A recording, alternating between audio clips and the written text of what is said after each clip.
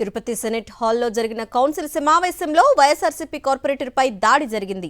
13వ డివిజన్కు చెందిన కూటమి corporator SK బాబు అనుచరుడు మహమ్మద్ వైఎస్ఆర్సీపీ కార్పొరేటర్పై దాడి చేశాడు. బయట వ్యక్తి కౌన్సిల్ సమావేశంలోకి వచ్చి దాడికి తెగబడడం కూటమి పాలన వైఫల్యానికి నిదర్శనంగా మారింది. నిరసనకారులతో మరింత సమాచారాన్ని మా ప్రతినిధి ప్రసాద్ అందిస్తారు. తిరుపతిలో కౌన్సిల్ సమావేశంలో వైఎస్ఆర్ కాంగ్రెస్ పార్టీకి సంబంధించిన గణేష్ మీద దాడి చేయడం అనేది చాలా అమానుష చర్య. ఇలాంటి ఘటనలు మరోసారి జరగకుండా ఉండాలనేసి కూడా ఈ సెనేట్ హాల్ ముందు కూడా నిరసన చేస్తున్నారు. వైఎస్ఆర్ కాంగ్రెస్ పార్టీకి సంబంధించి నిరసన తెలుపుతున్న వాళ్ళందరినీ కూడా ఇక్కడ పోలీసులు ఇక్కడ నుంచి తరిమే ప్రయత్నం కూడా చేస్తున్నారు. చెప్పండి, అసలు ఈ రోజు జరిగిన కౌన్సిల్ సమావేశంలో ఒక బయట వ్యక్తి దాడి చేయడం అనేది ఎలా చూస్తారు? ఈ కూటమి ప్రభుత్వం అధికారంలోకి వచ్చినప్పటి నుంచి ఈ రకమైనటువంటి దాడులు, రౌడీయిజం పేటరేకపోతోంది. పైకి మాత్రం మేము శాంతియుతంగా శాంతి భద్రతను కాపాడుతామని ఈ రోజు సాక్షాత్తు కౌన్సిల్ సమావేశంలోనే ఈ రకంగా కార్పొరేటర్లకి భద్రత లేదంటే ఏ రకమైనటువంటి పాలన ఈ రోజు రాష్ట్రంలో ఉందో అర్థం చేసుకోవచ్చు. ఈ రకమైనటువంటి దాడులతో ప్రతిపక్ష పార్టీలను భయపెట్టాలని చూసి వాళ్ళకి అనుకూలమైనటువంటి పనులన్నీ చేసుకోవడానికి ఈ రకంగా కార్పొరేటర్ల మీద దాడి చేస్తుంటే ఈ రోజు సభ్య సమాజంలో ఏ రకంగా ఈ పార్టీ పాలనకి అర్హతగా ఉందని చెప్పి మేము ప్రశ్నిస్తున్నాం. ఖచ్చితంగా దాడి చేసిన వాళ్ళని అరెస్టు చేశామని చెప్పారు. రాజకీయ ఒత్తిళ్లతో కేసులు లేకుండా చేసి వాళ్ళని వదిలేస్తే మాత్రం వైఎస్ఆర్ కాంగ్రెస్ పార్టీ ఎట్టి పరిస్థితుల్లో కూడా ఉపేక్షించేటువంటి పరిస్థితి లేదు. దీని మీద పెద్ద ఎత్తున ఆందోళన చేపట్టి నిందితులకి కఠినమైన శిక్ష పడే విధంగా మేము పోరాడతామని చెప్పేసి ఈ సందర్భంగా తెలియజేస్తున్నాం. భవిష్యత్తులో ఇలాంటి ఘటనలు కానీ పునరావృతం అయితే మేము ఎట్టి పరిస్థితుల్లోనూ కూడా ఈ ప్రభుత్వం మీద పోరాడడానికి సిద్ధంగా ఉన్నామని చెప్పి తెలియజేస్తున్నాం.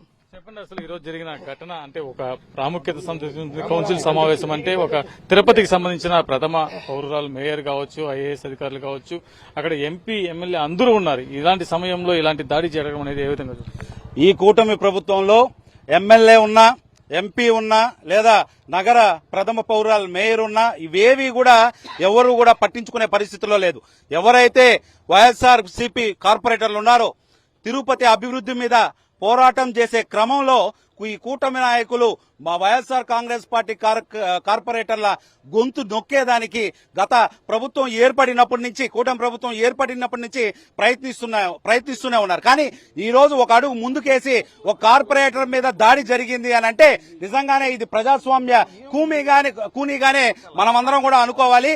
తిరుపతి శాసనసభ్యులు ఉన్నా కూడా ఆయన ప్రోద్బలంతోనే ఈ కార్యక్రమం జరిగింది అనంటే కూటమి నాయకులు కేవలం వైఎస్ఆర్సీపీ కార్పొరేటర్ల గొంతు నొక్కాలి, తిరుపతి అభివృద్ధి మీద పోరాటం చేస్తున్న కార్పొరేటర్ల మీద తొక్కేయాలనే క్రమంలోనే ఈ రోజు చేయి వేయడం కూడా జరిగింది.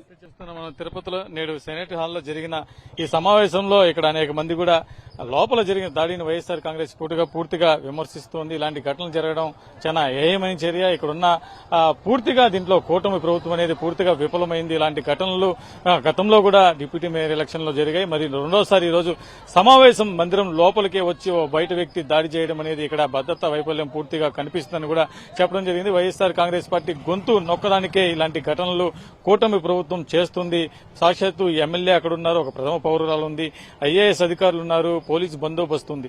ఇంతమంది ఉన్నా కూడా ఒక బయట వ్యక్తి వచ్చి కూటమి సంబంధించిన ఒక రౌడీయిజం చలాయిస్తూ అక్కడ గొంతు నొక్కడం, అతను వైఎస్ఆర్ కాంగ్రెస్ పార్టీ ఏదైతే 3వ డివిజన్ కార్పొరేటర్ ఉన్నాడో గణేష్ మీద దాడి చేయడం అనేది ఒక చాలా అమానుషమైన చర్య. దీన్ని కూటమి ప్రభుత్వం అతని మీద ఎవరైతే దాడి చేస్తారో అతని మీద కఠిన చర్యలు తీసుకోవాలని కూడా వైఎస్ఆర్ కాంగ్రెస్ పార్టీకి సంబంధించిన నాయకులు డిమాండ్ చేస్తున్న పరిస్థితి ఉంది.